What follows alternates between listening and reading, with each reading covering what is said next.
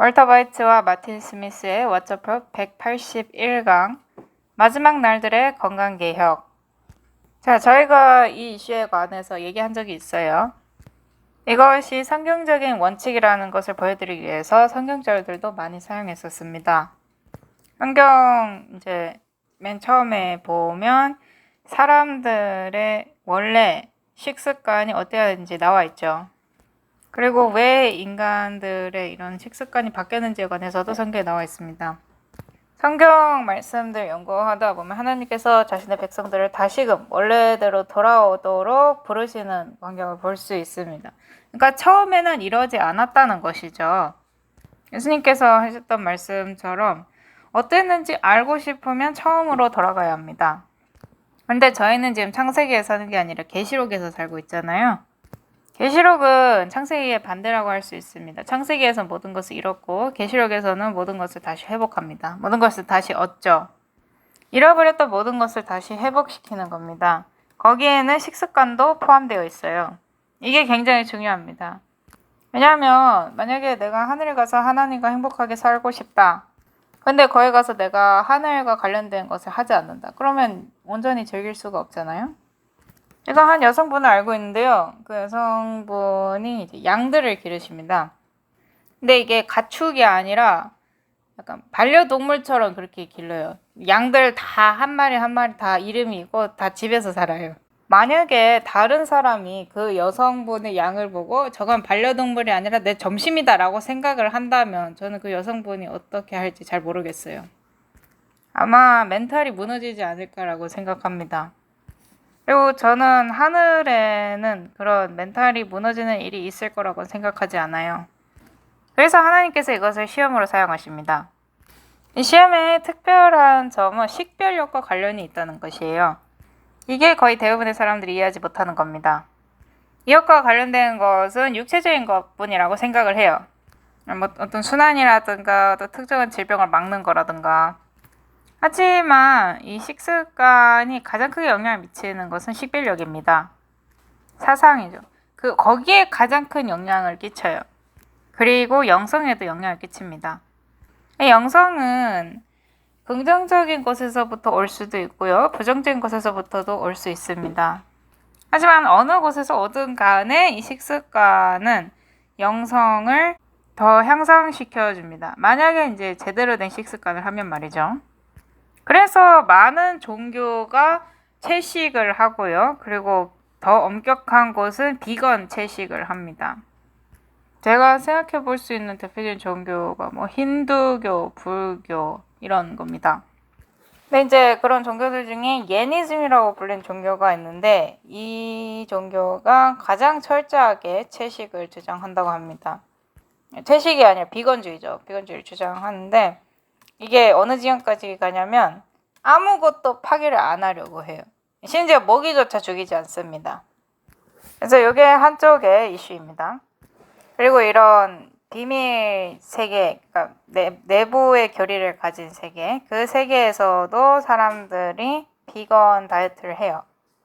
채식을 하는 사람도 있고 엄격하게 비건으로 먹는 사람들도 있는데 이게 다 영성을 향상시키기 위해서입니다.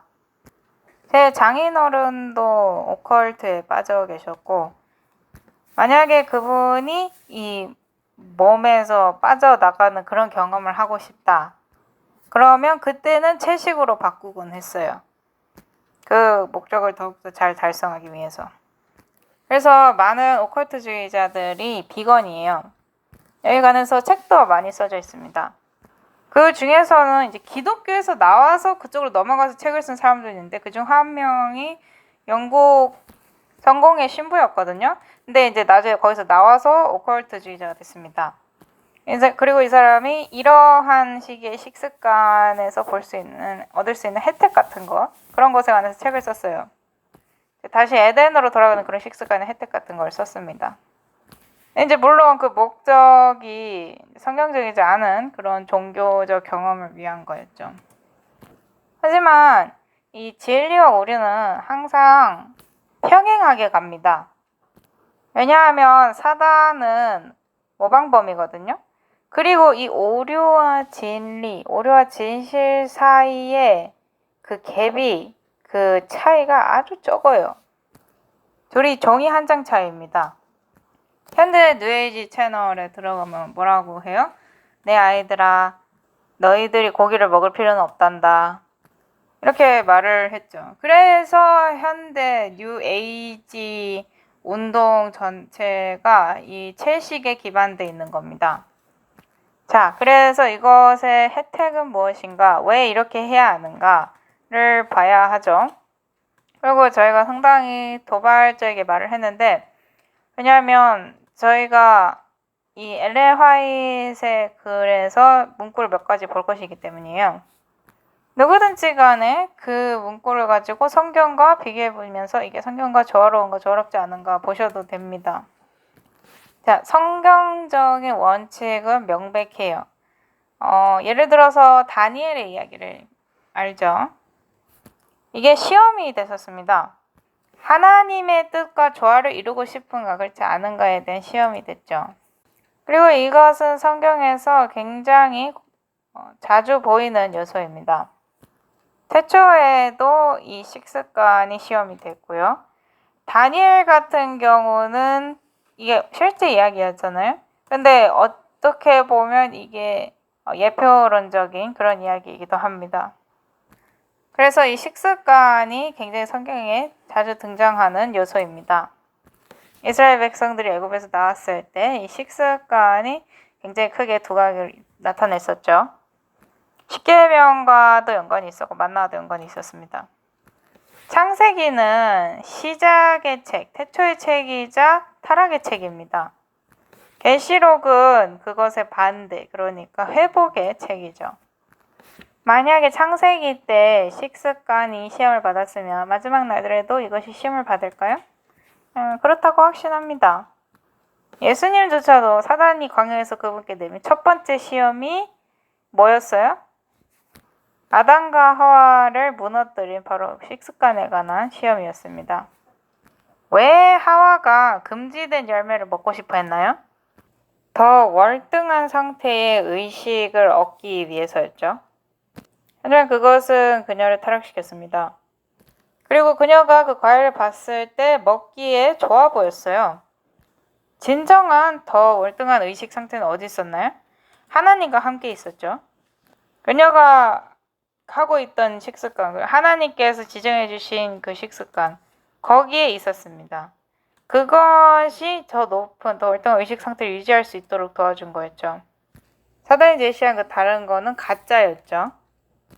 그래서 하와는 하나님이 아닌 다른 대상의 말을, 그게 사단이 됐든 사람이 됐든 간에 다른 대상의 말을 들었습니다. 이사야 29장 9절부터 보겠습니다.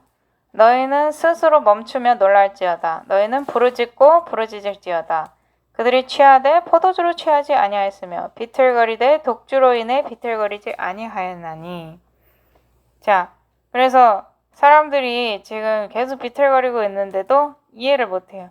왜 이걸 이해를 못할까요? 무엇이 그들의 그 사고할 수 있는 능력을 막고 있을까요? 10절 주께서 깊이 잠들게 하는 영을 너에게 부어주사 너의 눈을 닫으셨으며 그분께서 대언자들과 너의 치리자들과 선견자들을 덮으셨느니라. 이게 하나님께서 허용하셨다는 겁니다. 예, 하나님께서는 우리의 이해력을 어둡게 하는 걸 원하시지 않아요. 예, 하나님께서는 우리가 이것을 깨닫고 이해하기를 원하십니다. 하지만 나 자신의 행동이 하나님을 차단시켰다는 것이죠.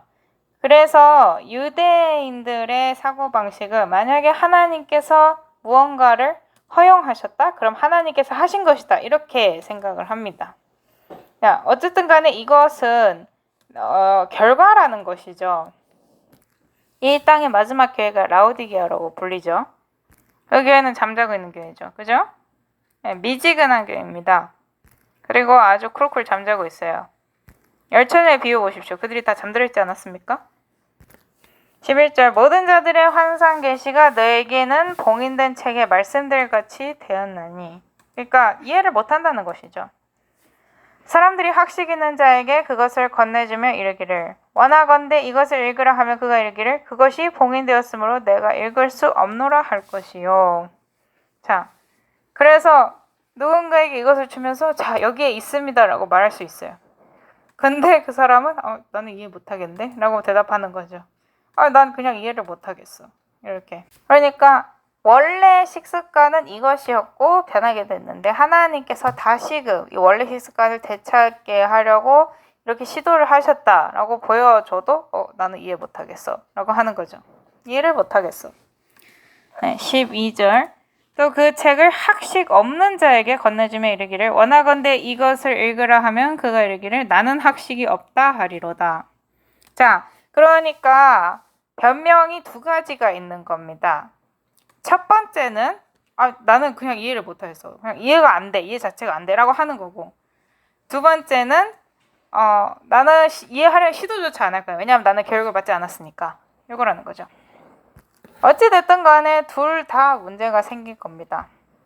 성경은 참 놀라운 책이에요. 모두를 위해서 무언가 할 말을 갖고 있습니다. 우리 시대랑 굉장히 적용이 잘 되는 사람이 있는데 그게 침례 요한입니다. 완전히 식물만 채식을 했죠. 꿀과 러코스타 이거 먹었습니다. 콩이죠. 콩과 식물을 먹었어요. 그리고 원형적인 엘리야의 예표였죠. 오늘날의 엘리야는 누구입니까?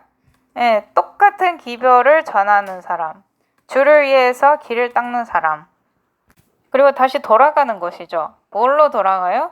처음에 원래 그랬던 것으로 돌아가는 겁니다.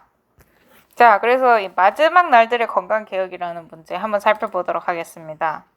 저희가 문구를 여러 가지 살펴볼 건데 사람들이 그걸 보고 이것이 정말 성경과 조화를 이루고 있는가 확인해 보실 수 있습니다. 고린도전서 10장 31절 그런즉 너희가 먹든지 마시든지 무엇을 하든지 모든 일을 하나님의 영광을 위하여 하라.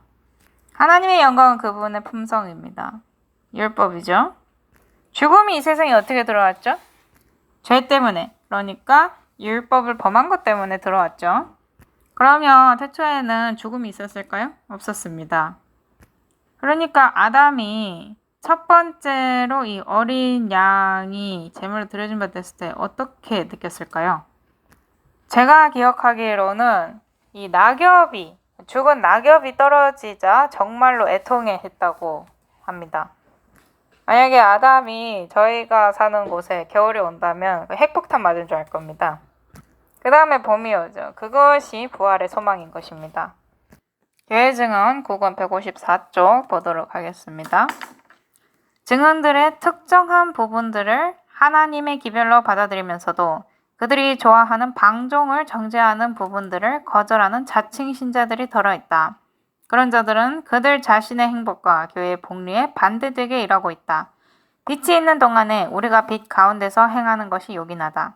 건강개혁을 믿노라고 주장하면서도 매일의 생활에서 그 원칙과 반대되게 일하는 자들은 그들 스스로의 영혼에 손해를 주고 신자들과 불신자들의 마음에 잘못된 인상을 남기고 있는 것이다. 이게 문제입니까? 교회 안에? 그렇죠. 분명합니다. 우리가 전하는 것을 우리가 행하는 것, 그것이 얼마나 중요합니까? 아까 사람들이 이 말씀을 보고 들어왔는데 여기 안에 있는 사람들이 이 원칙에 관해서 전혀 이 원칙에 따라 살지 않는 걸 보면 좋은 인상을 심겨주질 못해요. 그죠? 굉장히 슬픈 상황입니다. 보통 이 분야에 있어서 많은 반대가 있거든요. 사람들이랑 성경 연구를 하거나 우리의 기별에 관해서 전해주고 있는데 이것이 기별의 일부가 된다. 그래서 그 사람들한테 겨우겨우 이제 이해를 시켜서 교회에 딱 데려왔어요. 근데 정작 교회에 딱 오니까 교회 사람들은 그와 반대로 행동하고 있는 거예요. 그러면 내가 그렇게 쏟아부었던 노력이 무용지물이 됩니다. 몇 달, 심지어는 몇 년간 쏟아부었던 노력이 허사가 돼요. 자, 그럼 좀 더 도발적인 발언 해보겠습니다. 교회 안에 있는 모두가 이 건강개혁 문제에 관해서 알아야 하나요? 그렇습니다. 저는 그렇다고 믿어요. 왜냐하면 이것이 복음의 오른팔이기 때문입니다. 그리고 이것에 관해서 굉장히 많은 그런 긴장과 짜증 이런 게 있기 때문에 알 수밖에 없어요. 전부 다. 자, 이것이 알려졌어요. 내가 알고 있습니다. 이것이 하나님의 뜻인 걸 알고 있는데 하지 않기로 선택을 한다. 그렇다면 나 자신이 이것을 받아들이기를 원하는 사람들 앞에 장애물을 놓는 거나 마찬가지지 않습니까? 그들은 자신들이 장애물을 놓는다고 생각을 할까요? 실제로 그들이 장애물을 놓는 게 맞습니다. 하지만 그 사람들, 장애물을 놓는 사람들 본인이 그런 생각을 할지는 의문이군요. 그들이 이것에 관해서 생각을 반드시 해봐야 되고, 그들이 다른 사람들 앞에 장애물을 놓는다면 하나님은 여기에 관해서 어떻게 느끼실까요? 하나님께서 기회를 주셨어요. 그리고 그들은 하나님께서 기회를 주신 걸 알고 있습니다. 왜냐하면 성경에 명백하게 나와 있기 때문입니다. 근데 그들은 그것을 무시하기로 결정했어요. 그리고 이 다른 사람들 앞에 장애물을 놓았습니다. 이것을 받아들이고 싶어하는 사람들 앞에. 그러면 너무나 당연하게도 하나님은 이 상황에 관해서 기뻐하지 않으시겠죠.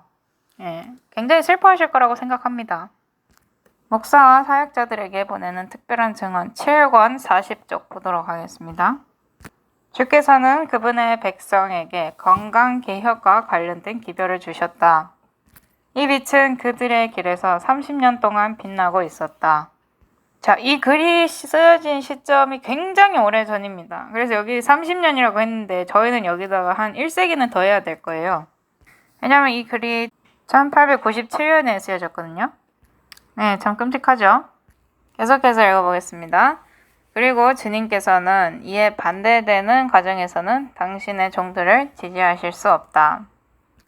건강개혁의 원칙이 마치 팔이 몸에 붙어있는 것만큼 셋째 차세의 기별과 가까이 붙어있다고 가르치면서 실제로 행동은 완전히 반대로 하는 일꾼들을 보시면 주님께서 기뻐하시겠는가? 저희가 방금 그 말 했죠? 어떻게 양갈래가 나올 수 있나요? 그러니까 똑같은 기별을 두 사람이 들었는데 두 사람이 다 다르게 행동하면 어떡합니까? 제가 이렇게 말하는 사람들을 좀 만나봤습니다. 하나님은 나에 대해서 아직까지도 인내심이 많으시다. 그래서 내가 이런 걸 하거나 저런 걸 해도 참으신다. 내가 설득이 되는 날까지, 내가 이것을 받아들일 수 있는 날까지는 이거를 하도록 용납해 주신다. 이렇게 말하는 사람들을 만나봤어요. 그렇다면 마틴 목사님이 그 사람에게 하고 싶은 질문은, 만약에 그게 괜찮다면 하나님께서 나의 술 마시는 문제, 요거에 관해서도 참을성을 가지시는 게 괜찮았을까? 만약에 내가 교회에 갔는데 맨날 교회 갈 때마다 위스키 한 병씩 입에 물고 가요. 그러면 사람들이 어떻게 반응할까요? 다 들고 일어나겠죠. 그러면 이제 뭐라고 대답하는 겁니까? 나는 이렇게 계속할 수 있다. 왜? 하나님께서는 아직 나에 대해서 참으시니까. 나를 설득시키려고 일하고 계시기 때문에, 이제 술을 끊어야 될 때라는 것을 하나님께서 나에게 보여주기 전까지는 나는 이렇게 계속할 수 있다. 이렇게 대답을 하는 거나 마찬가지입니다. 자, 좀 더 명확하게 해볼게요. 저희가 지금 엘렌 G 화이트 여사의 글을 갖다 인용하고 있죠. 근데 이 글뿐만 아니라 성경에서도 인용해 올 수 있습니다. 그러니까 조화롭지 않은 게 아니란 말이죠. 그리고 논리적입니다. 계속해서 읽어볼게요. 하나님께서 건강개혁에 관하여 주신 빛은 시도한 사람들에게 해를 입히지 않고서는 무시될 수 없다. 그리고 교훈과 모범에서 하나님께서 보내신 빛에 반대로 행동하는 사람은 결코 하나님의 일에서 성공할 수 없다. 네, 굉장히 심각한 말씀드립니다. 네, 결코 성공할 수 없다는 것입니다. 성공한 것처럼 보일 수는 있어요. 왜냐하면 사단에게는 양심을 달래줄 수단과 방법이 있거든요. 거기에 관해서는 굉장히 잘합니다. 이렇게 한다고 해서 나한테 이런저런 그런 일들이 일어나진 않겠지. 이렇게 심각할 리가 없어. 하나님이 이렇게 막 콕콕 집어서 특별하게 이걸 지정했을 리가 없어. 이거는 그 당시 모세 때는 뭡니까? 안식일에 나뭇가지 몇 개 준다고 뭔 일이 일어나겠냐. 이렇게 생각하는 거나 마찬가지죠. 저희가 오늘날 신정국에 살지 않기 때문에 그런 일이 지금 당장은 일어나지 않는다고 해도 결코 일어나지 않는다는 건 아닙니다. 제가 읽은 게 있는데 하나님의 발자국은 굉장히 부드럽대요. 근데 그분께서 성령님을 통해서 계속해서 우리 가운데 걷고 계시잖아요. 발자국도 부드럽고 목소리도 여전히 작은 목소리입니다. 천둥 같은 소리가 아니에요. 그분께서 지진 가운데서 안 계셨고 불 가운데도 안 계셨고 바람 가운데도 안 계셨습니다. 그런데 여전히 작은 목소리로 계셨죠. 그 목소리가 작고 잔잔하다고 해서 그것을 무시하는 게 안전할까요? 아니죠. 굉장히 위험합니다. 그 목소리가 점점 더 부드러워지고 작아져서 내가 안 들릴 지경까지 가면 어떻게 되는 겁니까? 다시 한번 말하지만 굉장히 위험한 겁니다. 자, 지금 저희가 배경으로 쓰고 있는 그림이 왼편에는 이제 온갖 문제가 되는 그런 음식들이고요. 오른편에는 이런 야채, 과일, 채식 등이 있고 사람들이 지금 왼편에서 오른편으로 달려가고 있죠. 근데 이제 오른편에는 이제 과일이랑 야채, 채소만 보이는데 걷다가 뭐 곡물, 콩과 식물 이런 것도 추가해도 괜찮을 것 같습니다. 근데 지금 딱 그림을 보면 오른쪽은 굉장히 우리를 환영하고 있는 것처럼 보이고 왼쪽은 굉장히 이상해 보입니다. 근데 어쨌든 간에 사람들은 차라리 왼편에 남아있기를 선택한다는 것입니다. 편지 원고 1897년 12권입니다. 남자든 여자든 아이든지 간에 하나님께서 그들에게 주신 모든 능력을 사용하는데 실패하면 건강을 유지할 수 없다. 그는 하나님의 계명을 양심적으로 지킬 수 없다. 그는 하나님을 최고로 사랑하고 그의 이웃을 자신과 같이 사랑할 수 없다. 자, 이걸 누군가에게 말해보는 상상을 해보십시오. 예, 얘기가 잘 안 흘러가요. 이거를 얘기하면 무너지거나 폭발하거나 둘 중 하나입니다. 이걸 얘기하면 내가 그들을 공격하거나 판단하고 있는 줄 알아요. 하지만 이것은 호소입니다. 저희가 예전에도 수없이 말했듯이 이런 계명과의 모든 것은 하나님께서 공격을 하시는 게 아니에요. 그리고 내가 구원을 받을 수 있는 수단도 아닙니다. 이것은 결과예요. 결과입니다. 이것도 똑같습니다. 하나님과의 관계로부터 흘러나오는 결과일 뿐이에요. 자, 그래서 만약에 하나님께서 주신 모든 능력을 사용해서 건강을 지키려고 하지 않는다면 양심적으로 하나님의 계명을 지킬 수도 없다는 겁니다. 근데 하나님의 백성들의 특징이 뭐예요? 하나님의 계명을 지키고 예수님의 증언을 가지고 있는 자들이죠. 자, 편지와 원고 1895년 10권 보도록 하겠습니다. 의료 선교 분야가 우리 앞에 열려져 있다. 우리에게 수년 전에 주신 빛, 그러니까 건강개혁의 원칙은 종교적 영향력이 따라 들어갈 수 있는 입구를 열게 될 것이다. 그러니까 건강으로 시작을 하는 거예요. 그리고 이런 사실과 상황, 그리고 성경 말씀들로 설득을 하기 시작하는 거죠. 이것이 하나님의 방식이다라고. 그리고 교회로 데려와요. 근데 교회로 데려왔는데 충격을 먹죠. 기억하십니까? 한 사람이 교회 안에 들어왔는데 이런 것들을 보고서는 바로 뒤돌아서 나갔어요. 그리고 좋은 이유가 있었습니다. 왜냐하면 너무나도 잘못된 것이 만연해 있었기 때문이죠. 그 사람이 그렇게 말함으로써 얘기하고 싶었던 요점이 뭐냐면 당신들은 당신들의 종교를 심각하게 받아들이지 않는다는 거예요. 진지하게 받아들이지 않는다는 겁니다. 그래서 우리가 이런 것들을 어떻게 바라보느냐가 굉장히 중요합니다. 자, 하나님께서 나한테 술 마시지 말고 담배 피지 말라고 훈계하셨습니다. 근데 내가 술 마시고 담배 피는 곳에 가게 됐어요. 그러면 내가 어떻게 해야 내 종교를 진지하게 받아들입니까? 거기에 참여를 안 해야 내 종교를 진지하게 받아들이는 거잖아요. 그리고 항상 접근 방식의 차이를 교훈으로 삼을 수 있습니다. 어떤 사람들은 매력 있게 보이기 위해서는 반드시 타협이 있어야 한다고 믿습니다. 이게 굉장히 큰 걸림돌이거든요. 내가 초대를 받아서 어딘가에 방문을 하게 됐을 때 사람들을 어떻게 대하는가? 그러니까 나한테 특정한 생활 방식이 있는데 그 사람들이 식탁 위에 차려놓은 게 내가 평소에 하는 그 생활 방식에서는 전혀 섭취를 하지 않을 것들을 차려놓은 겁니다. 저희도 이제 과거에 그런 일이 있었는데 저희는 그분들한테 이렇게 말했어요. 걱정하지 마십시오. 당신들이 편한 대로 차리시고 우리가 그냥 평소에 먹는 것만 이렇게 먹겠습니다. 이렇게. 그래서 여기에 관해 스트레스 받지 말라고 말했습니다. 근데 이제 고기 문제가 나오면 거기에 대해 스트레스를 받거든요. 하지만 그 사람들한테 차분하게 설명을 하고 내 자신의 양심은 단 한 톨도 건들지 않은 채 내가 할 수 있는 한에 최선을 다하면 됩니다. 그러면 그들이 흥미를 가지게 되고 질문을 하게 돼요. 왜 그러냐고. 근데 여기서 만약에 타협을 해버린다? 그러면 뭐 상관이 없어집니다. 왜요? 계속해서 타협을 하면 되는 일이니까. 문제가 뭐냐면 만약에 내가 거기서 타협을 했잖아요. 근데 그 사람들이 결국에는 흥미를 갖게 됐어요. 그래서 나랑 함께 이제 믿음으로 들어오게 됐습니다. 믿음으로 딱 들어왔는데 알고 보니까 내가 그동안 계속해서 타협해 왔던 걸 이 사람들이 알게 된 거예요. 그러면 그 사람들이 별로 그렇게 기뻐하지 않겠죠. 전에 언급했던 음악도 이런 것 같은 겁니다. 내가 타협을 해야 하는 걸로 사람들을 얻으려고 하고 그렇게 얻은 사람들을 안으로 데리고 들어와서 그 사람들을 바꾸려고 하면 안 됩니다. 특별히 너무나도 명백한 명령, 그러니까 부정한 짐승, 정결한 짐승 이것에 관해서 타협을 했을 때는 더더욱 그렇습니다. 만약에 그 사람들이 식탁에 올려놓은 게 내가 평소에는 섭취를 안 해요. 근데 그나마 정결한 짐승으로 분류된 거예요. 그러면 이제 어떻게든 할 수 있겠지만 만약에 이게 성경에서 명확히 말했듯이 부정한 것이다. 그러면 이제 문제가 되는 거죠. 그리고 제 자신의 의견사항으로는 더 이상 정결한 짐승은 없습니다.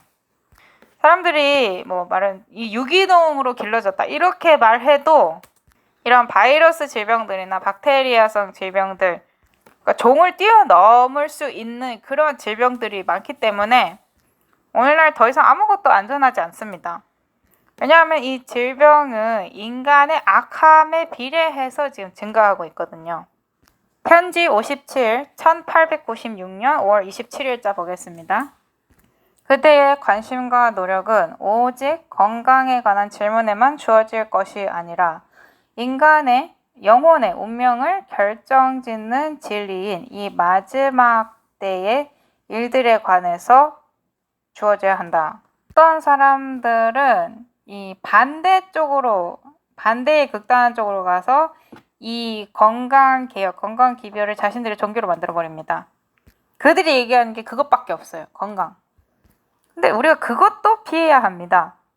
여기에 문제가 뭐냐면 저희가 이 건강기별을 전하기 때문에 저희도 그렇게 건강만을 주장하는 그런 극단적 성향을 가진 사람들이랑 똑같은 사람들로 다른 사람들에게 보일 수가 있다는 것이죠. 그러니까 사람들이 당신네들은 끊임없이 건강에 관해서밖에 얘기를 안 하지 않습니까? 이렇게 말할 수도 있다는 겁니다. 자, 저희가 지금 하고 있는 이 시리즈의 균형을 살펴보자면 이게 일단 새 천사 기별에 중심을 두고 있습니다. 그리고 성경적 예언을 살펴보고요. 거기에다 복음의 오른팔을 함께 깃들이고 있습니다. 저희는 항상 온전한 복음 기별을 가져다 드려요. 예수님께서도 이와 같이 활동을 하셨습니다. 또 다른 점은 이것이 상식이라는 것입니다. 그냥 상식에 기반된 기별이에요. 오늘날 뭐 문학이나 뉴스를 봐도 문학 쪽만 봐도 이 채소에 기반된 식습관이 우리에게 훨씬 더 건강하다는 글이 넘쳐나고 있습니다. 건강한 삶 33쪽 보겠습니다. 건강개혁의 원칙은 가장 높은 권위를 가지고 있고 이것은 현대 진리를 공언하는 많은 사람들이 지금까지 거기에 부여한 것보다 더 넓은 범위를 가질 가치가 있다. 그러므로 비록 이 기별이 몸이 아니라 팔에 속하지만 그럼에도 불구하고 굉장히 중요하다는 겁니다. 편지 73, 1896년 10월 12일자입니다. 하나님의 방식은 사람을 그가 아닌 무언가로 만드는 것이다. 하나님의 계획은 사람으로 하여금 개혁적인 삶을 살게 하는 것이다. 그렇게 될 때 그는 경험을 통해서 자신이 얼마나 오랫동안 응석 부리는 육체적 식욕을 쫓아왔는지 그리고 자신의 기질을 섬겨서 자기 자신에게 나약함을 가져왔음을 배우게 될 것이다. 논리적인 문제입니다. 식습관과 관련된 속성을 바꾸게 되면 영적인 속성도 변화시킬 수 있게 되는 겁니다. 그 둘은 서로 연결되어 있어요. 만약에 건강기별이 영적인 기별과도 연관이 되어 있다면 그 단계에서도 연결점이 반드시 있겠죠. 그렇지 않다면 왜 오컬트 세계에서도 이 채식을 하겠습니까? 편지와 원고 1897년 12권 보겠습니다. 건강개혁을 발전시키는 길에 정반대로 반대하는 자들이 있다. 그들은 사람들을 그들의 무관심과 비난성 발언 또한 농담을 통해서 뒤에 있도록 붙잡았다. 만약 이 빛이 처음에 주어졌던 때부터 모두가 열심히 빛을 따라 걸었다면 지금쯤은 하나님의 사역을 수행하기 위해 수많은 합리적인 주장이 나왔을 것이다. 그러나 가장 공격적인 움직임에 의해서만 이러한 전진이 이루어졌다. 이게 여기 있는 부분이 굉장히 슬퍼요. 이것에 관해서 농담을 하는 것만으로도 걸림돌을 넣을 수 있다는 겁니다. 벽을 쌓고 있는 거예요. 그래서 이런 육체적인 현실과 영적인 현실은 분리시켜 놓을 수 없습니다. 서로 세밀하게 연결돼 있어요. 그리고 만약 하나님께서 성경에 무언가 말씀하셨다? 그렇다면 우리는 그것을 조롱할 수 없습니다. 거기에 관해서 농담함으로써 그것의 가치를 떨어뜨릴 수도 없어요. 왜냐하면 이것이 굉장히 심각하기 때문입니다. 어쩔 때는 이게 생사를 가르는 문제가 되기도 해요. 저는 하와가 이렇게 작은 과일 하나 먹는데 그렇게 큰일이겠어 라고 생각했다고 확신합니다. 뱀만 봐도 알 수 있듯이 뱀도 과일을 먹었는데 죽지도 않고 말도 하고 게다가 말도 또 지혜롭게 하고 이런 모든 좋은 것들을 약속해 주니까 그렇게까지 나쁠 수는 없다라고 하와는 아마 생각했을 겁니다. 물론 이제 양쪽 극단을 다 조심해야 됩니다. 내가 무언가를 딱 잡아서 거기에만 유일하게 내 집중을 가져간다? 아니면 그것이 나의 종교가 된다? 그렇다면 기별의 나머지 부분들을 잃어버린 겁니다. 그래서 이런 문구들은 굉장히 균형이 잡힌 문구들이고 그래서 제가 이 문구들을 좋아해요. 교회 증언 2권 538쪽 보겠습니다. 건강개혁자들은 다른 누구보다도 극단을 피하기 위하여 주의해야 한다. 극단을 피한다고 해서 뭐가 다 해결이 되나요? 그렇진 않습니다. 교회 증언 3권 162쪽입니다. 모든 사람들은 건강개혁에 관하여 하나님께서 그들에게 주시는 건전한 철학과 진정한 경험에 유의해야 할 가장 신성한 의무로 매여 있다. 그분은 건강개혁의 대주제가 마음의 동요를 일으키고 일반 대중의 마음을 깊이 봉기시켜 연구하게 되기를 뜻하셨다. 그래서 반드시 동요를 일으켜야 한답니다. 오늘날 교회에서 여기에 관해서 동요를 일으키기 시작하면 무슨 일이 일어나죠? 무슨 일이 일어납니까? 네, 저는 무슨 일이 일어나는지 정확히 알고 있습니다. 그들은 저에게 지금 교회를 분열시키고 싶은 거냐고 합니다. 저도 한 번은 한 남자가 저한테 다가오더니 저한테 나는 고기를 먹어요 하고 소리쳤던 적이 있어요. 저는 상관 안 하거든요. 자신의 선택을 자신이 수행하는 거? 뭐 저랑 상관이 없습니다. 근데 왜 그가 그렇게 화가 났을까요? 그냥 야외 바베큐에 참여를 해서 아무 말도 하지 말고 그냥 평소의 식습관만 고수해 봐도 알 수 있습니다. 아무 말도 하지 않고 그냥 평소의 식습관만 유지하면 근처에 있는 사람들이 와서 공격을 하기 시작해요. 너는 왜 이런 식으로 하냐? 나는 한마디도 아직 안 했는데 그렇게 공격을 합니다. 아니면 농담을 하기 시작해요. 너 바나나 어딨냐? 그것도 가져와라. 그릴 위에 올려줄게. 이런 식으로. 아니면 뭐 당근 어딨냐? 또 아니면 뭐 너 잔디 깎을 때 배고파지진 않냐? 뭐 이런 식으로. 그리스도인 절제와 성경적 위생 119, 120쪽 보겠습니다. 고립된 생각을 붙잡고 그것을 시험거리로 만들며 당신의 의견에 동의하지 않는 행동을 하는 사람을 비판하지 말아라. 그러기보다는 그 주제에 관해서 더 넓고 더 깊게 연구하라. 어떤 사람들은 이 문제를 너무 복잡하게 만들어버려요. 그래서 거기 아예 질려가지고 그쪽으로는 쳐다도 안 보게 됩니다. 예를 들자면 땅 위에서 나는 것과 땅 밑에서 나는 것 섞어 먹지 말아라. 노란색인 것과 빨간색인 것도 함께 먹지 말아라. 여기서 끝이 아니라 정말 목록을 보면 끝이 없습니다. 제가 오렌지 껍질을 먹는 사람에 관해서 얘기를 한 적이 있는데 제가 유럽에서 어딘가에서 강의를 하고 있었거든요. 이제 강의를 하면서 다양한 과일들의 혜택에 관해서 얘기를 하고 있었습니다.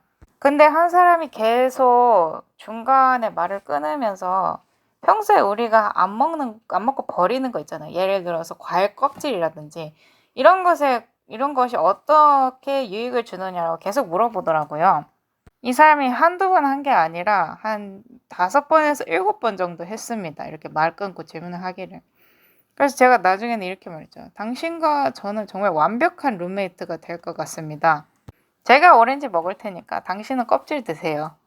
이것도 이제 극단으로 가는 것 중 하나입니다. 여기에 관해서 어떤 한 사상만을 고립시켜서 그것만 꽉 붙잡는 거. 참고로 뭐 오렌지 껍질 이런 거는 이제 갈아가지고 제스트 같은 걸로 만들 수도 있잖아요. 그렇게 응용을 할 수는 있지만 너무 극단으로 치우쳐서 반드시 뭐 이것만 먹어야 된다. 아니면 반드시 이렇게 먹어야 된다. 이렇게는 하지 말자는 겁니다.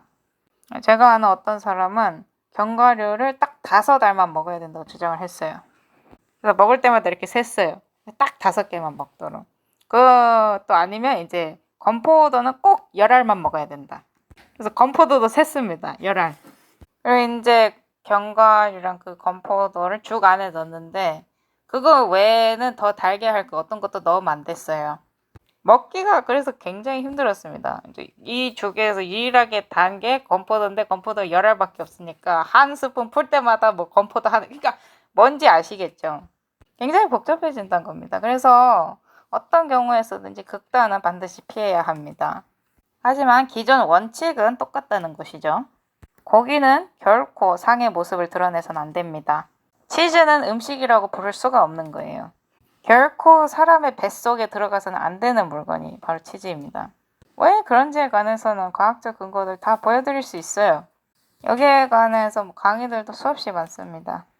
여기에 관해서는 어떤 타협도 불가능해요.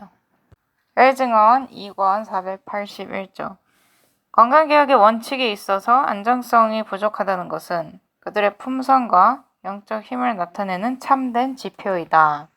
이게 굉장히 논쟁이 많이 된 주제거든요. 사람들이 여기에 관해서 굉장히 열을 내요. 그러니까 이 주제가 굉장히 중요한 거겠죠. 교회증언 2권 371쪽입니다. 우리가 건강개혁을 받아들인다면 남들이 그러기 때문이 아니라 의무감에서 해야 한다. 다른 말로 하자면 이것을 자신의 것으로 만들어야 한다는 것입니다. 나의 자유의지, 나의 선택으로 해야 한다는 것이죠. 왜 안식일을 지킵니까? 똑같은 이유에서입니다. 안식일을 지키는 이유는 다른 누군가 이것을 발견하고 지켜서도 내가 구원받고 싶어서도 아니죠. 성경은 안식일을 기억하여 거룩히 지키라. 엿새 동안은 일하고 안식일 날은 주님의 안식일이기 때문에 그 날에는 일하지 말라고 합니다. 그러니까 안식일을 지키는 이유는 이것이 정말로 하나님께로부터 명령이라는 것을 믿기 때문에 그리고 그분의 권위를 내가 인정한다는 것을 보여주기 위해서 지키는 것이죠. 첫 번째 계명 보면 다른 신을 내 앞에 놓지 말라고 하잖아요. 안식일 사랑하지 말라는 거죠. 그래서 저도 그것을 보고 내가 사랑의 하나님을 섬기고 있구나를 알게 됐습니다. 그래서 저는 이 다른 계명들도 지키고 싶어 하는 겁니다. 그분께서 안식일에 관해서도 이렇게 말씀하셨는데 건강개혁에 관해서도 똑같이 말씀하시잖아요. 이것을 연구하기 시작하면 항상 쉽습니까? 아니죠.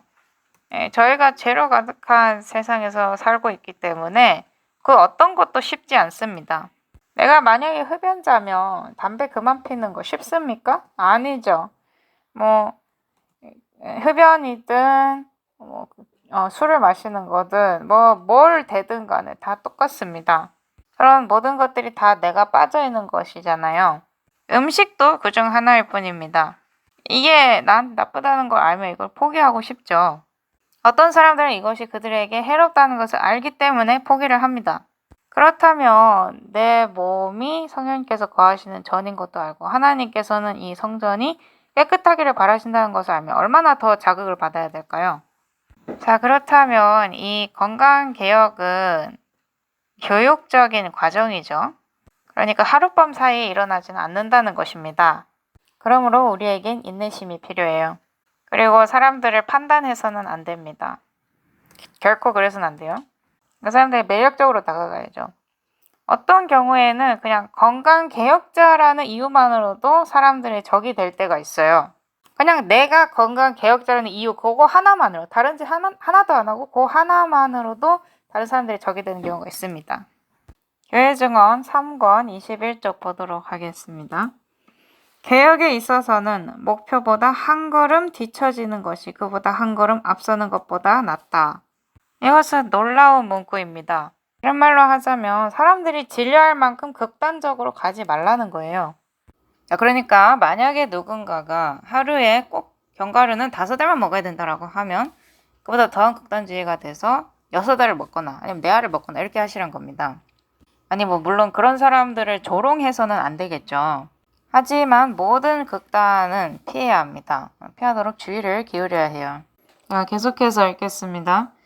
우리가 옹호하는 진리들에 대하여 양심적으로 지성적으로 확신하고 있는 이들과 동행할 수 있는 이상으로 신속히 움직여서는 안 된다. 우리는 처해 있는 곳에서 백성들을 만나야 한다. 자, 이것이 사람들이 예수님에 관해서 오해하는 겁니다. 예수님께서 사람의 아들이 와서 먹고 마시매 이렇게 하셨더니 그들이 예수님을 뭐라고 비난했습니까? 죄인이다. 세리들과 죄인들의 친구다. 그렇게 비난을 했죠. 침례 요한이 왔어요. 침례 요한은 먹지도 마시지도 않았습니다. 다른 말로 하자면 원칙을 정말 엄격하게 고수했다는 거죠. 예수님이 그 사람들이 있는 곳에서 그 사람들을 만나셨다고 할 때 예수님께서 그 죄라는 그 선을 넘어가셔서 그 사람들을 만났습니까? 아니죠. 예수님은 결코 그 선을 넘으신 적이 없습니다. 왜냐하면 그분에게는 죄가 없었기 때문이죠. 하지만 그분은 그 사람들이 있는 자리에서, 그 처한 자리에서 만나셨습니다. 예수님이 그냥 사람들에게 가서 그 사람들과 어울리고 함께 있기 위해서 가셨습니까? 아니면 항상 가실 때마다 그들에게 전해줄 어떤 특정한 기별, 그들을 그 속에서 끄집어내줄 기별을 가지고 가셨습니까? 후자죠. 예수님께서는 그들에게 복음을 주러 가셨습니다. 그리고 예수님께서는 성경에 있는 비유를 통해서 그들에게 정보를 주셨어요. 또 이 비유뿐만 아니라 예언자들을 통해서 이 어떤 것들이 언젠가는 이제 멈추게 되고 어떤 특정한 것들이 언젠가 멈추게 되고 더 이상은 이제 지속되지 못한다라는 것을 그들에게 알려줬습니다. 정보를 주셨어요. 그래서 이게 중요한 겁니다. 우리도 이걸 깨닫기 시작해야 되고 우리도 사람들을 만나야 돼요. 그리고 사람들은 우리가 그들이 있는 자리에서 만난다는 것을 알아차려야 됩니다. 하지만 거기에 머물러 있을 수는 없다는 것이죠. 그 다른 편으로 넘어가야 할 때가 반드시 온다는 겁니다. 지금 현재 우리가 살고 있는 이 시대에서 주의력 결핍 장애를 가지고 있는 게 좋을까요? 아니면 명확한 식별력을 가지고 있는 게 좋을까요? 후자죠. 자, 그러면 만약에 문서에서 오늘날 중금속 오염이 물고기에 있어서 심각하다고 우리에게 말해줘요. 그리고 이걸 섭취하게 되면 인지 기능이 저하된다고 우리에게 말해줍니다. 혹은 강가에나 바다에 수영 금지, 물이 오염됐음, 수은 독이 물에 있음 이렇게 적혀 있는데 한 남자가 거기서 낚싯대를 돌리고 있다면 어떨까요? 옛날에는 해터라고 그러니까 모자를 만드는 것을 전문 직업으로 삼는 사람들이 있었습니다. 그리고 영어 고유만의 표현법이 있는데 해터만큼 미쳤다라는 표현법이 있어요. 모자 장수가 미쳤기 때문에 이 사람이 모자 장수만큼 미쳐있다. 모자 장인만큼 미쳐있다. 이러한 말이 있었습니다. 근데 이 모자를 만드는 장인이 왜 미쳤을까요? 이 모자를 만드는데 준비를 하면서 거기에서 수은을 사용하기 때문입니다. 항상 이제 수은 냄새를 맡고 수은이랑 항상 같이 있다 보니까 이제 정신이 이상해진 거죠. 자, 이것이 우리가 살고 있는 이 시대의 식습관적 문제인데 이게 예수님이 살고 있던 시대에서 식습관적 문제였습니까? 아니었습니다. 그때는 이 식습관적 문제가 아니었어요, 이게. 자, 그렇다면 예수님께서 갈릴리 바닷가에서 그 어떤 중금속 오염이나 수은 그런 것도 없는 깨끗한 갈릴리 바닷가에서 잡은 깨끗한 물고기를 정결한 물고기를 드셨어요. 그리고 그 물고기를 먹은 것의 결과로 인지장애 같은 게 전혀 없었습니다. 근데 만약에 그분이 말씀하시기를 이렇게 하는 것이 이렇게 물고기를 먹는 것이 더 이상 안전하지 않은 때가 올 것이고 나는 너희가 이 물고기를 먹지 않기를 바란다 라고 말씀하시면 어떨까요?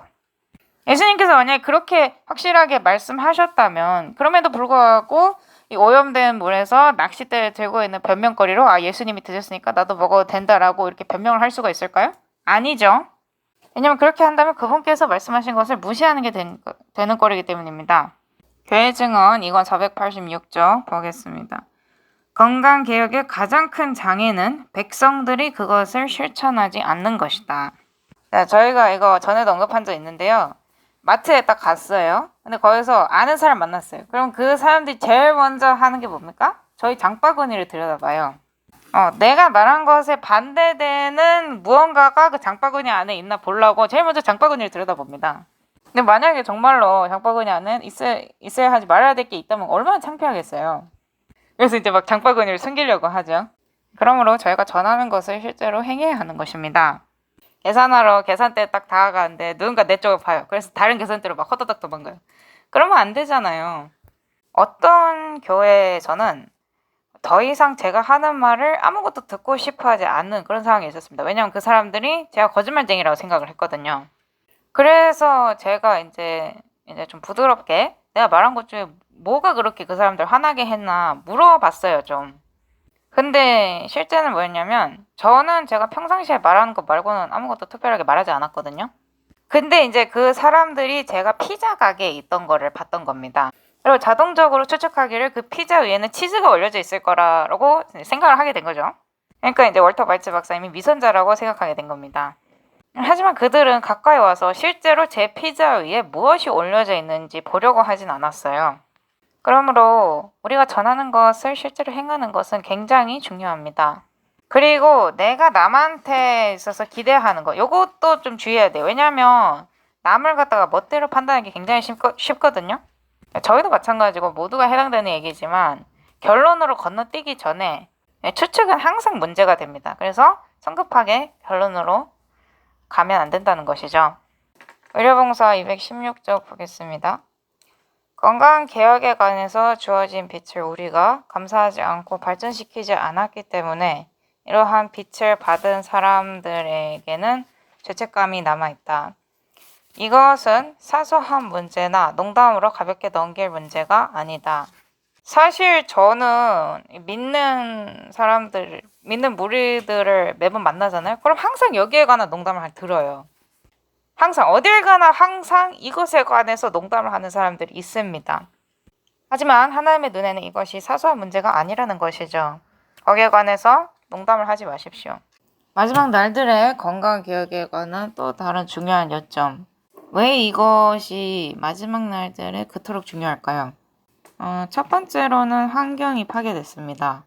두 번째로는 동물들과 동물 왕국 자체가 오염됐어요.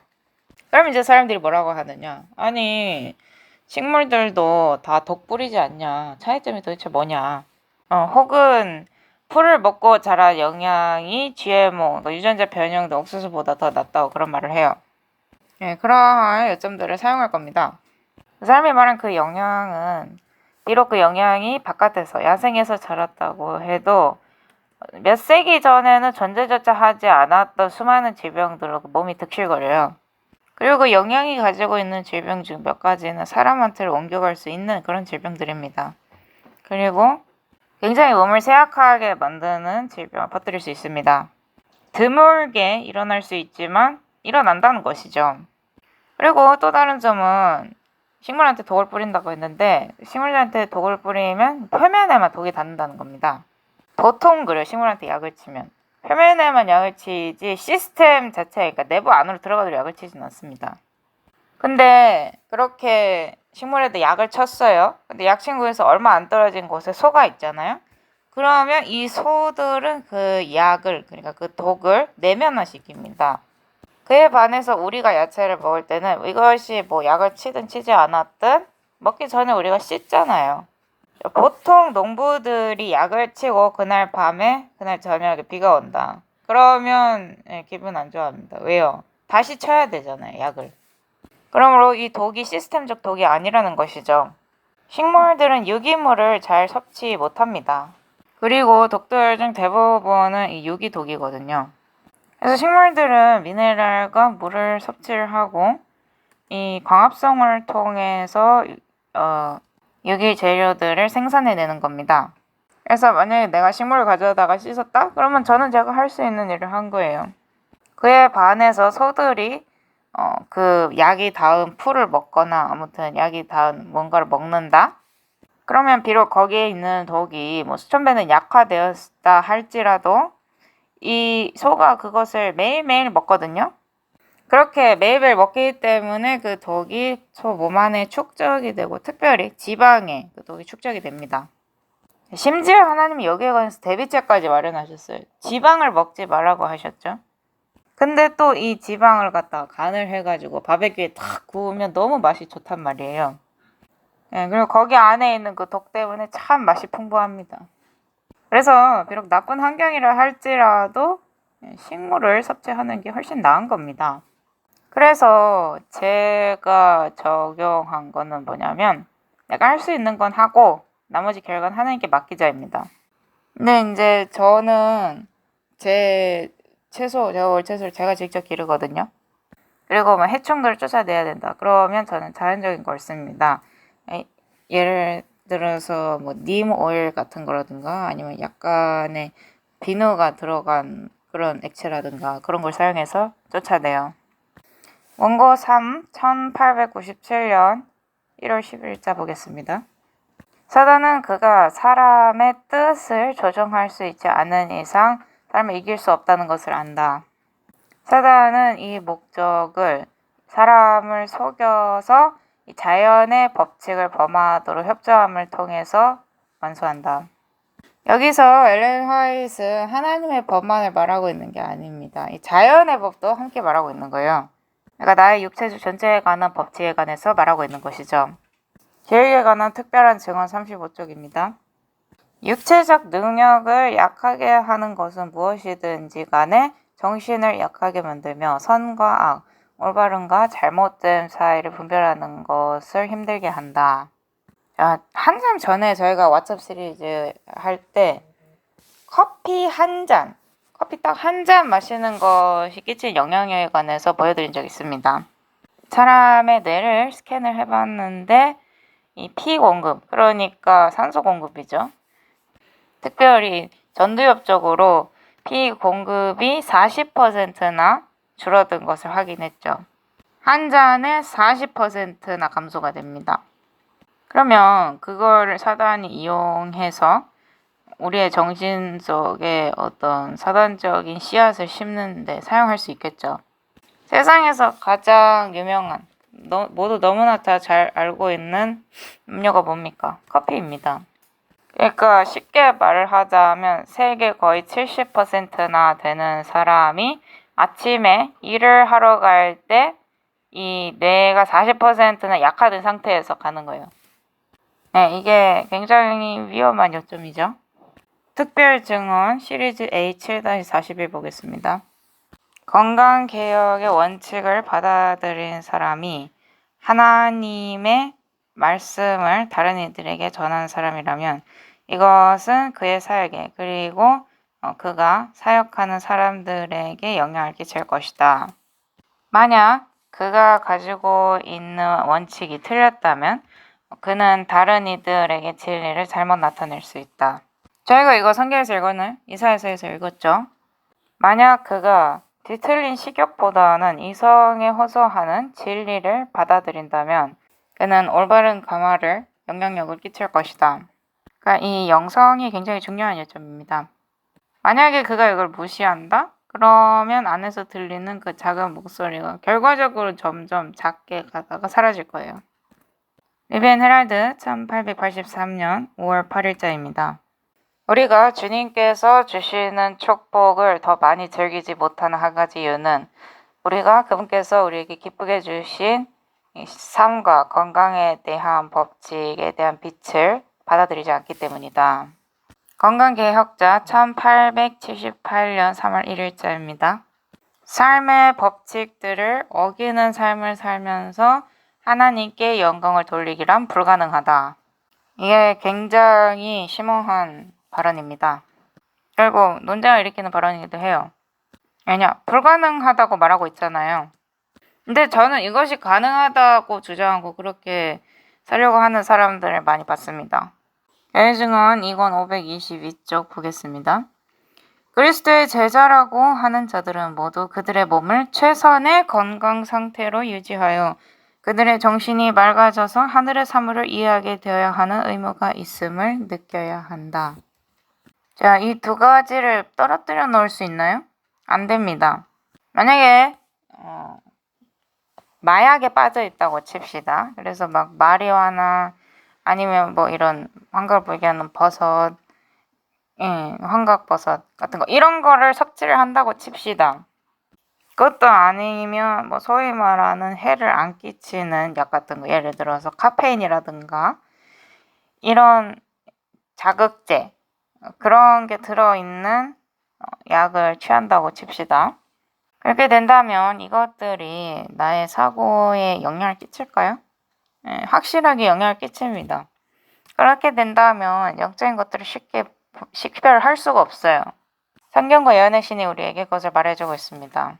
그리고 문제가 뭐냐면 예를 들어서 카페인 섭취하는 사람들, 그 사람들 중에 일부는 내가 집중을 할 수 있어야 하기 때문에 이게 필요하다고 말을 해요. 얘네들은 사람을 갖다가 한순간에 탁 올려주고 그 다음에는 자주 우울증으로 이끄는 완전히 추락이 있어요. 그 뒤에는. 그리고 저희가 그 카페인에 관한 영상 보여드렸었는데 거기 계속해서 보면 이 카페인, 그러니까 커피 마시는 사람들을 보면 그 사람들 보통 상태가 일반 사람 보통 상태는 밑으로 내려가 있어요. 다른 사람들과 같이 보통 상태로 올라가기 위해서는 커피를 마셔야 되는 거예요. 하지만 그것은 환상에 지나지 않다는 것이죠. 왜냐하면 내 생각으로는 내 근육에 더 많은 힘이 넘치고 에너지를 더 많이 가지고 있다고 생각을 해요. 하지만 나의 인지 능력은 이미 손상이 된 것이죠. 건강개혁자 1877년 2월 1일자입니다. 몸의 건강에 해를 끼치는 모든 잘못된 습관은 정신에도 영향을 끼친다. 계증은 2권 537쪽입니다. 위장을 건드리고 망치게 하는 이것들은 마음에 더 세밀한 느낌에 마비시키는 영향을 줄 것이다. 마음은 나의 성품, 나의 도덕성에 거의 비춰지는 부분이죠. 다른 말로 하자면 나의 성품이 위장에 의해서 영향을 받는다는 겁니다. 자, 이거는 과학계에 굉장히 잘 알려진 사실이고 과학 연구의 주된 요소가 되기도 하는데 이 위장과 장들 있잖아요. 얘네들이 자기들만의 생각이 있어요. 이게 잘 알려진 사실입니다. 그러니까 그들만의 뇌가 있다고요. 그리고 위장과 우리가 가지고 있는 이 뇌가 나누는 소통, 이것이 굉장히 중요합니다. 내가 그냥 뭔가를 혀 위에만 올려놔도 이게 뇌한테 신호를 보내고 그것에 대응하기 위해서 필요한 어떤 특정한 물질들을 내보내게끔 그렇게 만들게 됩니다. 그래서 이 뇌와 위장이 갖고 있는 연결고리, 이거는 뭐 과학적으로 의심할 여지 없이 증명된 사실입니다. 위장을 해치면 뇌를 해치게 되는 거예요. 그리고 이것은 정신에도 영향을 끼칩니다. 뭐 우울증, 불안함 이런 것들에도 다 영향을 끼친다는 것이죠. 시대의 징조 1882년 6월 15일자입니다. 하나님의 도덕적인 법에 순종한 결과라고 생각되는 우울함과 낙담은 흔히 물리적 법칙을 무시한 데서 비롯된다. 만약에 하나님의 법을 이해할 수 없고 이것이 짐이라고 생각된다? 그러면 식습관에서 문제가 있기 때문에 그렇게 생각하는 겁니다. 그리스도인 절제와 성경적 위생 117쪽입니다. 그들이 참된 절제를 실천하지 않은 한 그들은 진리에 성화시키는 영향력을 받을 수 없고 받지도 않을 것이다. 여기에 관해서 조금 더 얘기해 보겠습니다. 이 뜻은 진리를 읽지도 그것을 이해하지 못한다는 뜻입니까? 그건 아니에요. 충분히 읽거나 이해할 수는 있지만 그것을 적용시켜서 성화시키는 영향력은 받을 수가 없다는 것입니다. 그러니까 나를 더 낫게 변화시키는 그 변화력에 대한 영향을 받지 못한다는 것이죠. 어떤 사람들은 진리를 압니다. 어떤 사람들은 진리를 인용을 할 수 있어요. 근데 그들이 만약에 그 진리에 따라서 살지 않는다. 그러면 거기에 관해서 성화되지가 못한다는 것이죠. 청소년 지도자 1894년 5월 31일자 보겠습니다. 먹고 마시고 입는 것, 이 모두는 우리의 영적 발전에 있어 직접적인 영향을 끼친다. 자, 이제 복잡해지는 겁니다. 마지막까지 넣고 싶어 하지 않는 거 그것마저 뽑는 거예요, 지금. 어떻게 옷을 입는 게 우리의 영성에 영향을 끼칠 수가 있을까요? 다시 한번 말하지만 이것은 하나님의 성품이 나타내 보이는 것과 연관이 있습니다. 만약에 내가 나 자신에게 영광을 돌리기 위해서 옷을 입는다면 하나님의 뜻에 반하게 되는 거죠. 자, 그렇다면 옷을 입는 것이 영성에 영향을 끼칠 수 있는? 물론입니다. 그리고 만약에 젊은 여성이 치마라기보다는 벨트에 가까운 그런 옷을 입는다. 그러면 그것을 보는 모두의 영성은 문 밖으로 나가버리는 겁니다. 그러니까 우리가 식습관에 관해서 얘기하는 건데 이 옷도 똑같이 연결점이 있는 거예요. 옷에도 똑같이 적용이 될 수가 있는 것입니다. 네, 자, 더 말하면 우리 구독자들, 우리 시청자들 신경을 너무 건드릴 것 같은데 반드시 기억해야 될 것은 극단에 관해서 저희가 읽었었죠. 그래서 이런 모든 것들이 있어서도 우리가 극단으로 가지 않도록 주의를 기울여야 합니다. 그래서 이 옷에 대한 개혁에 있어서도 너무 극단적으로 가서 마치 아픈 손가락처럼 튀어 보인다. 그러면 당신도 그 극단을 실천한 사람도 조롱을 받을 뿐 아니라 그 사람이 가지고 있는 진리도 같이 조롱을 받을 거예요. 그래서 이 문제에 관해서는 너무 그렇게 멀리 극단적으로 가지 마십시오. 근데 양쪽 극단을 조심해야겠죠. 네. 그러니까 두 극단 사이 어딘가에 딱 균형이 맞는 곳이 있다는 것입니다. 그리고 여기에 관해서는 예언의 신도 많은 조언을 해줘요. 그래서 도덕성, 식습관, 내가 옷을 입는 방식 이런 모든 것들이 함께 연결되어 있고 이것들은 분리될 수가 없다는 것입니다. 편지 73A 1896년 8월 30일자입니다. 먹고 마시는 데 있어서 잘못된 행동에 빠짐으로 인해 수천 명이 넘는 사람들이 그들의 건강을 해치고 있으며 단순히 그들의 건강을 해칠 뿐만 아니라 그들의 도덕성도 타락했다. 왜냐하면 병든 혈액이 그들의 혈관을 통해서 흐르기 때문이다. 그러니까 우리의 도덕성이 우리가 먹는 것을 통해서 타락을 할 수가 있다는 것이죠. 이러한 먹는 것들을 통해서 저급한 욕정이 자극이 될 수가 있습니다. 이미 아실 거라고 믿지만 음악도 똑같은 역할을 할 수 있거든요. 확실해요, 이건. 자, 파티에 갑니다. 그러면 이 도덕성을 타락시키는 음악이 틀어지는 때가 딱 와요. 그 전에는 이제 사람들을 갖다 흥분 상태에 놓는 그러한 음악이 나옵니다. 그리고 어쩌면 어떤 특정한 음료를 섭취하게끔 그렇게 유도하는 그런 환경을 만들어줄 그런 음악을 틉니다. 그런 음악을 튼 다음에 이제 스위치를 바꾸는 거예요. 음악에서 템포나 리듬을 바꿔서 도덕성을 타락시키고 그러니까 그런 음악이 딱 들리면 도덕성에 영향을 끼칩니다. 확실해요. 음식도 똑같습니다. 바이트 박사님 같은 경우도 이걸 언급하셨던 적이 있는데 순정으로 가는 길이라는 강의 때 카카오가 끼치는 영향에 관해서 얘기를 하셨죠.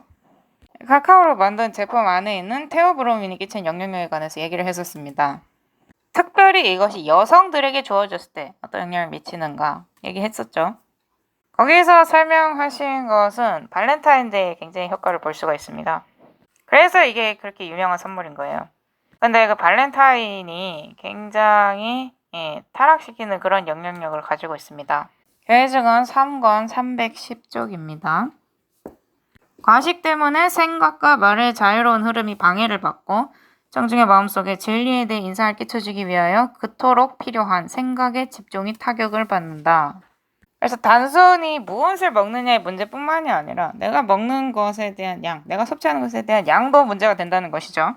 왜냐? 너무 많이 먹게 되면 이제 딱 무거운 느낌이 들어요. 눈도 무거워집니다. 눈꺼풀이 무거워져요. 그리고 이 눈꺼풀이 무거워졌을 때 이 최면의 영향력을 잘 받습니다. 그러니까 예를 들어서 TV에서 어떤 드라마 시리즈 같은 거를 막 정주행하면서 계속해서 먹는 거예요. 계속해서 먹는 게 이 둘은 같이 갑니다. 항상. 그런 상황에서 그 사람들이 도덕적인 결정들을 잘 내릴까요? 우리가 읽은 것에 따르면 아니라고 하죠. 리비안 헤럴드 1881년 1월 25일자 보겠습니다. 가장 좋은 음식일지라도 그것을 과도하게 섭취할 경우엔 도덕적 감정의 병적 상태를 일으킬 것이다. 먹고 마시는 것에 대한 잘못된 습관은 생각과 행동에 오류가 발생하게 한다. 식욕에 대한 방종은 성향을 강화시키고 이걸 통해서 정신적 그리고 영적 능력에 영향을 끼친다. 자연적 법칙에 반대되는 모든 것이 영혼의 상태를 병들게 만든다. 그러므로 먹고 마시는 것은 이 많은 사람들이 생각하는 것보다 훨씬 더 이 도덕성과 나의 식별력에 연관이 많이 돼 있다는 겁니다. 네, 거기에 큰 문제가 있는 것입니다. 저희가 처음부터 말했듯이 하나님께서 염려하시는 것은 오직 우리의 육체적인 건강뿐만이 아니에요. 하나님의 주된 염려는 오히려 우리의 도덕성과 이 전두엽입니다. 인지 능력. 그래서 그분께서 우리에게 주신 그 식습관을 우리를 설계하셨을 때 하나님께 우리에게 주신 그 식습관에는 항산화제가 굉장히 많이 들어있거든요. 그래서 우리의 인지 기능을 쇠약하게 만들 수 있는 것은 무엇이든지 이 항산화제가 바로 채워버릴 수 있도록 그렇게 하셨습니다. 그리고 뇌의 능력을 향상시킬 수 있는 그런 요소들도 음식에 많이 넣어두셨어요. 이런 것들이 우리 뇌를 위한 최고의 음식들이죠. 참고로 뇌는 단순 탄수화물만 섭취를 하지 프로틴, 그러니까 단백질은 섭취를 안 합니다. 그래서 건강개혁자들 1871년 10월 1일자 보면요.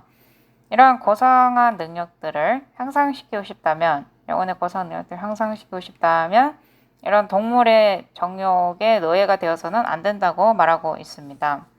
그리스도인 절제와 성경적 위생 83쪽 보겠습니다.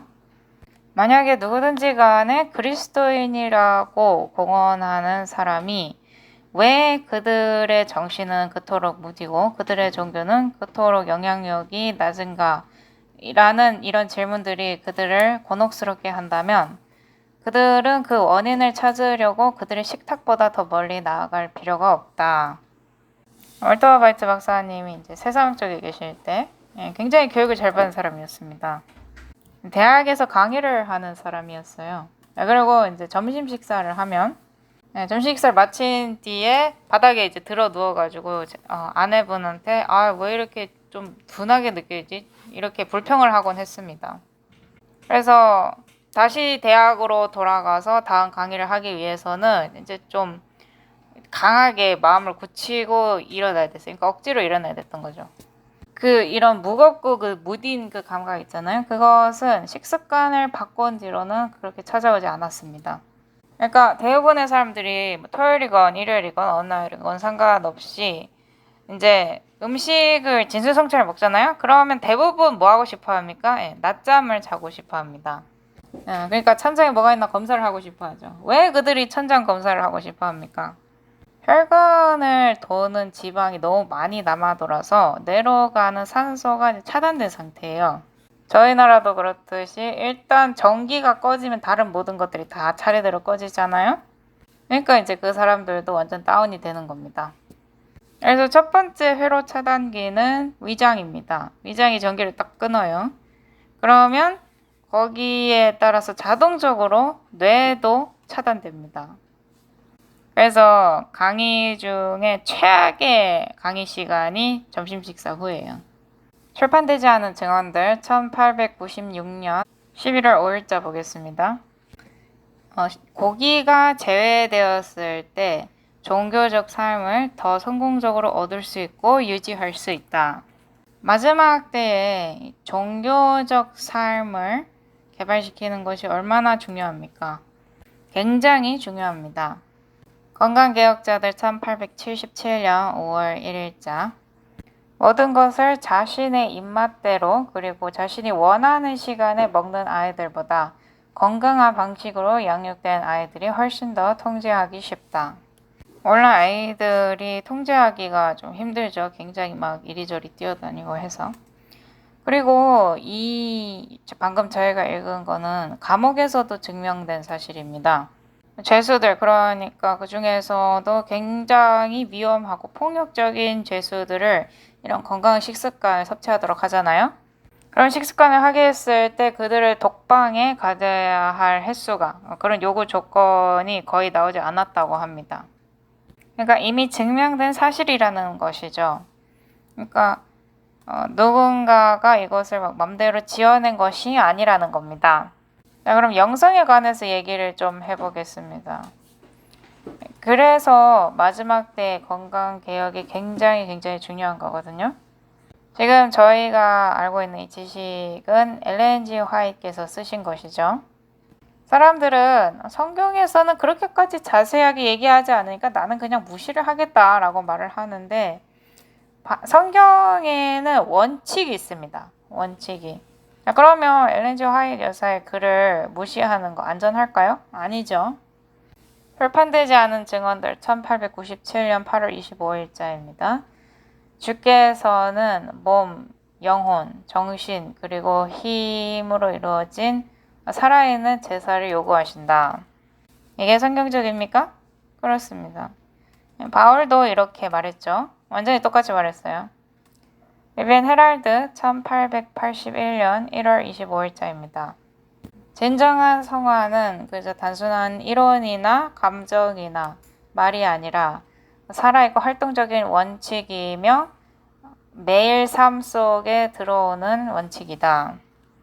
우리의 먹고 마시고 옷 입는 습관은 우리의 정신적, 육체적, 그리고 도덕적 건강을 지키기 위해서 꼴지어져야 하고, 이렇게 할 때 우리는 주께 우리의 몸을 잘못된 습관으로 더럽혀진 재물이 아니라 하나님께서 받으실 만한 거룩하고 살아있는 희생물로 하나님께 드릴 수 있다.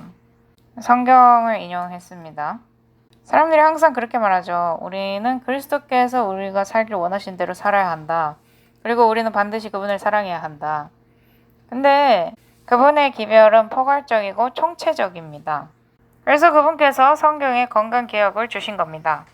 수년 전 제가 선택적 액세서리라는 제목으로 설교를 한 적이 있습니다.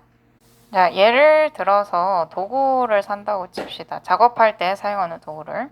근데 이 도구가 배터리로 작동을 해요. 그러면 도구를 살 때 배터리도 같이 사야겠죠. 근데 거기에 추가로 딸려오는 선택적인 옵션이 있을 수도 있잖아요. 그걸 선택해도 되고 안 해도 되는.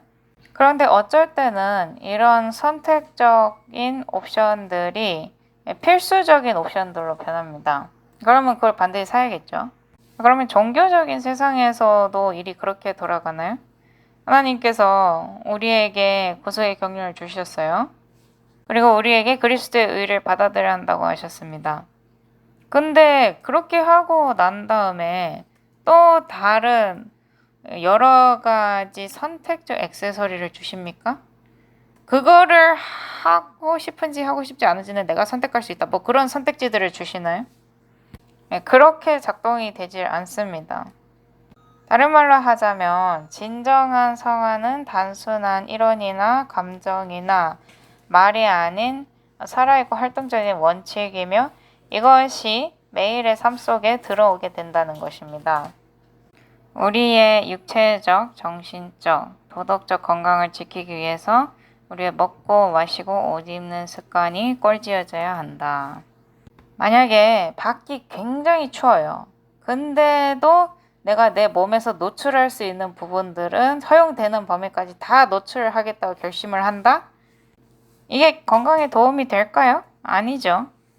저희가 습관을 올바르게 꼴지었을 때 하나님께 우리 몸을 잘못된 습관으로 인해서 부패된 상태로 드리지 않아도 된다는 것이죠. 그냥 먹고 마시는 것만이 습관인 게 아닙니다. 지금 목록이 점점 길어지는데 이렇다고 낙담하나요? 낙담하면 안 되죠. 성경에 있는 모든 목록은 다 깁니다. 근데 내가 그걸 하고 싶어 하는 이유가 내가 예수님과의 관계를 갖고 있고 그걸 발전시키기 위함이라고 하면 그 목록이 얼마나 긴지는 별로 상관이 없어요. 자, 마틴, 당신이 처음에 차를 몰기 시작했을 때 처음부터 실력자였습니까? 아니면 차가 덜컹거리기를 자주 했습니까? 다른 나라 같은 경우는 이제 주로 운전하는 자동차들이 다 오토잖아요. 근데 남아프리카는 스틱입니다. 그래서 뭐 클러치라든가 이런 거를 하는 방법을 다 배워야 돼요. 그렇게 처음 운전을 하기 시작하면 모든 게 박자에 안 맞죠. 모든 게 다 어긋납니다. 하지만 여기에 익숙해지면 그러면 이제 자연적으로 몸에 배게 되고 자동적으로 되는 것이죠. 더 이상 생각을 안 해도 괜찮아요. 이게 건강개혁도 이것과 똑같은 겁니다. 그래서 일단 하기 시작하면 이게 좋은 습관으로 굳혀지는 거죠.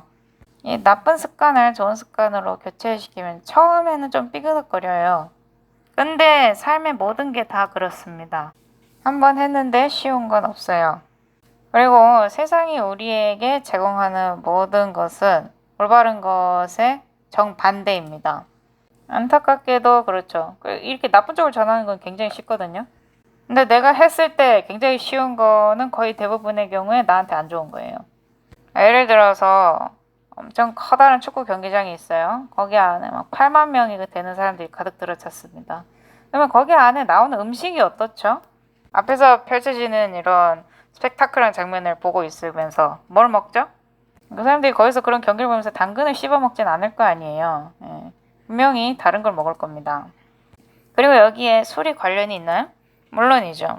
몇몇 경기장은 이 술 때문에 사람들이 사고가 나기도 하고 그 결과로 뭐 죽기도 하고 그래가지고 술을 금지한 적이 있습니다. 경기장 측에서 알코올을 금지했는데 사람들이 어떻게든 알코올을 숨겨가지고 갖고 들어왔어요. 네, 굉장히 기발하고 창조적인 방법으로 알코올을 가지고 경기장 안으로 들어왔습니다. 그래서 결국엔 경기장 측도 포기를 하고 그냥 원래 상태로 돌아갔어요. 그래서 뿌리 깊게 스며든 습관들은 거의 대부분의 경우에 나쁜 습관들입니다. 그렇다면 좋은 습관도 몸에 배이게 할 수 있을까요? 그렇죠. 하나님의 도움으로 할 수 있죠. 아침에 마시는 녹즙이 얼마간 시간이 지나면 실제로 즐거움이 될 수 있을까요? 좋은 것도 이제 너무 많이 먹으면 이게 사람이 좀 반항심을 가질 수도 있는데 딱 적당한 정도다, 즐길만한 정도다. 그러면 이제 습관적인 삶에 그게 녹아들게 되죠. 그래서 이제 나중에는 왜 내가 이런 것들을 놔두고 그렇게 뒤틀린 것들을 원했을까라고 의문을 품게 되는 겁니다. 이게 언제 문제가 되냐면요. 내가 이런 삶을 떠나서 어디 다른 곳으로 가게 됐을 때, 그러니까 내가 평소에 먹던 그런 건강한 것들이 나에게 없을 때, 그때 이제 내가 이것들이 정말로 필요하구나라고 알아차리게 됩니다. 교회 증언 1권 554쪽 보겠습니다. 이 사업을 통해 달성되어야 할 큰 목적이 건강뿐만 아니라 병든 육체와 마음으로는 얻을 수 없는 완전함과 거룩함의 정신임을 언제나 뚜렷하게 명심해야 한다. 건강개혁자들 1871년 9월 1일자입니다. 병든 몸은 뇌를 혼란스럽게 하고 마음과 정신에 성화시키는 은혜가 역사하는 것을 방해한다. 만약에 계속해서 안절부절한 상태에 있거나 계속해서 우울한 상태에 있는다. 그러면 영성에 대해서 생각을 할까요? 아니면 거룩함에 대해서 생각을 할까요? 계속 부정적이거나 계속 우울한 사람이랑 앉아있으려고 한번 해보세요. 그런 사람들은 옆에 앉아있는 사람들에게서도 생명력을 빨아갑니다. 그러니까 꼭 뭐랄까 뱀파이어 같습니다. 그런 사람들이랑 함께 있으면 막 기가 쪽 빨려서 몸이 미라가 된 느낌이에요. 자, 우리가 실제적으로 빛의 광선이 될 수가 있잖아요.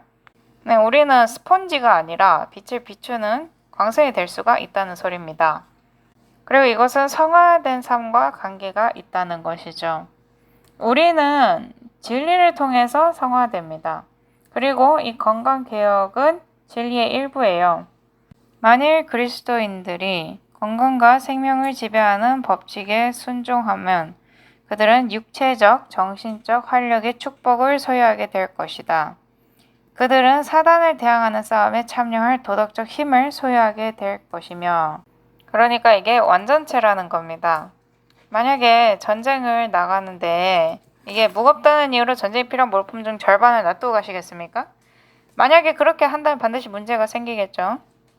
복음교역자 242쪽 보도록 하겠습니다. 주의 사업의 평판이나 능률은 주로 일꾼들의 육체적 건강 상태에 달려있다. 대개의 설교에는 그 목사의 소화 불량으로 인하여 어두운 그림자가 나타난다. 굉장히 잘 적어놨습니다. 하인 여사께서 이제 말을 다루시는 방법 중에 제가 특별히 즐기는 게 있거든요. 이게 그중 하나예요. 대개의 설교에는 그 목사의 소화불량으로 인하여 어두운 그림자가 나타난다. 리뷰 앤 헤럴드 1880년 3월 18일자입니다. 하나님께 완벽한 예배를 드리기 위해서 우리는 그분의 뜻에 대한 완벽한 이해를 가지고 있어야 한다. 만약에 우리가 계획을 온전히 다 받아들이지 않는다면 이렇게 할 수가 없다는 것입니다. 이제 슬슬 마무리할 때가 온 것 같은데요. 물론 이제 이걸로 인해서 어떤 사람들이 신경을 건드렸을 거고 뭐 별로 중요하지도 않은 문제를 일부러 크게 만들고 있다 이런 소리도 좀 들을 겁니다. 근데 이게 그다지 중요하지 않았다면 왜 이것 가지고 6,000년 동안 싸웠을까요? 그리고 시간이 지나면서 점점 심해지잖아요. 이걸로 시작을 한 겁니다. 그렇기 때문에 지금까지도 이렇게 투쟁이 있는 거예요. 편지 73, 1896년 10월 12일자입니다. 하나님의 방식은 사람에게 그가 가지고 있지 않은 무언가를 주시고 그가 아닌 무언가로 그를 만드는 것이다. 굉장히 힘든 과정입니다. 왜냐하면 이것은 내가 있던 자리에서의 완전한 반대이기 때문이죠. 그러니까 바울이 한 말처럼 내 정신은 하고 싶어 하는데 내 몸은 하고 싶어 하지 않는다. 이겁니다. 그러니까 나의 몸은 나한테 무언가 다른 걸 말해주고 있다는 것이죠. 사람의 방식은 쉬운 길을 가지고 식욕과 이기적인 야망에 빠지는 것이다. 하나님의 방식은 사람을 개혁하게 하므로 그 사람이 경험을 통해 자신이 얼마나 오랫동안 육체적 식욕을 쫓았고 자기 자신의 기질을 섬김으로 자신의 몸을 약하게 했는지에 관해 배우는 것이다. 그분께서는 아픈 자가 깨닫기만 한다면, 아픈 자가 필요하다고 깨닫기만 한다면 은혜를 주신다. 하나님은 더럽혀진 영혼을 정결케 하시고 다듬으신 다음에 그 마음에 그분의 의와 평화와 건강의 씨앗을 마음에 심으신다. 그렇게 되면 그 사람은 그분 안에서 온전하게 된다. 만약 그리스도께서 그들의 마음을 다스리신다면 그들은 충실한 파수꾼이자 참된 개혁자로 설 수 있는 힘과 능력과 함께 원칙의 힘을 얻게 될 것이다. 그렇게 됐을 때 다니엘처럼 여기 성경적 예시가 나오죠. 다니엘처럼 그들은 다른 이들의 마음에 결코 없어지지 않을 인상을 남길 것이며 그들의 영향력은 온 세상으로 전파될 것이다. 하나님께서 다니엘과 세 친구들을 높이 올리셨죠.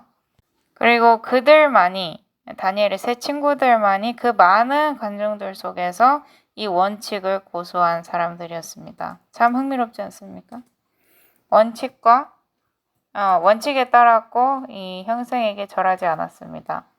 하늘의 기초적인 문제는 교만과 이기심이었습니다. 식욕의 방종은 사실 이기심의 일종의 형태예요. 더 좋은 무언가를 위하지 않고 내가 원하는 것만을 위해서 먹는 거잖아요. 리비언 헤럴드 1884년 7월 29일자 보겠습니다. 중요한 주제에 관해서 빛을 받은 자들은 여전히 진리를 원하며 고통을 받는 자들에게 크나큰 관심을 보여야 할 의무가 있다. 근데 자주 방종을 하게 되면 다른 이들을 올바른 방식으로 접할 수가 없어요. 그러니까 다른 이들에게 닿더라도 그게 올바른 방식이 아닌 거죠. 그러므로 내가 누군가에게 전파하기 위해서는 가서 타협을 해야 된다라는 거는 완전히 틀린 말인 것입니다. 오컬트주의자들도 사람에게 전파를 합니다. 근데 그 사람들이 그들을 이 빛의 길로 이끄나요? 아니면 멸망의 길로 이끄나요? 멸망의 길로 이끌죠. 그들의 구주의 속히 오심을 기다리고 있는 사람들은 개혁의 위대한 사역에 가장 큰 관심을 나타내 보여야 한다. 다른 이들에게 전파를 하고 싶다면 하나님께서 말씀하시는 것을 해야 한다는 것입니다. 그것이 문제의 전체예요. 이 마지막 날들의 건강개혁에 관해서 말입니다. 자, 마틴, 당신은 개인으로서 이 큰소리 외침의 일부가 되기를 원하십니까? 확실합니다. 저도 거기에 일부가 되고 싶어요. 전에는 이게 큰소리 외침에 참여한다는 게 저한테는 불가능한 일일지도 모른다고 생각했던 적이 있습니다. 근데 저는 이제 제가 거기에 일부가 될 수도 있다는 희망을 가지고 있어요.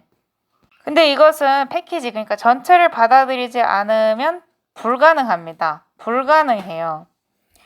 하나님의 사역 안에서는 선택적으로 내가 마음대로 선택할 수 있는 그런 옵션이 없습니다. 계약이에요. 그리고 이 성경책은 첫 장부터 마지막 장까지 다 언약입니다. 그럼 여기서 제가 뭘 무시할 수 있을까요? 어느 부분이 제일 중요합니까?